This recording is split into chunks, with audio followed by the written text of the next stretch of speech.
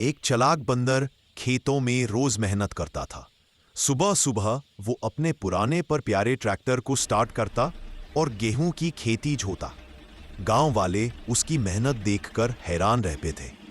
एक दिन उसने सोचा कि अपनी खेती का वीडियो बनाकर सबको दिखाए ताकि नमस्ते लोगों को दोस्तों, उसकी मेरे मेहनत खेत का पर पता आपका चले। स्वागत है। वीडियो इस नए में ट्रैक्टर को बंदर देखो, अपना ये ट्रैक्टर ताज़ी चलाता, जुताई वाली ज़मीन बीज पर डालता बहुत अच्छा और काम पानी करता है। देता हुआ दिख उसने ये रहा वीडियो था। अपलोड किया, लेकिन शाम तक कोई किसी पसंद ने नहीं उसका किया। वीडियो लाइक या शून्य सब्सक्राइब लाइक्स। नहीं किया। ये देखकर मेहनती बंदर